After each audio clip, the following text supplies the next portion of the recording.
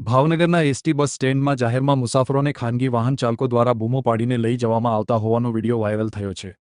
ST bus સ્ટેન્ડની દરવાજે અને અંદર પ્રવેશ કરીને વાહન ચાલકો અમદાવાદ વડોદરા જેવી બૂમો પાડીને મુસાફરોને લઈ જઈ રહ્યા છે। ટ્રાફિક કંટ્રોલની ઓફિસ પણ નજીક હોવા છતાં અને એસટીના અધિકારીઓની સામે થતી ઘટનાને લઈને અનેક સવાલો ઉઠી રહ્યા છે।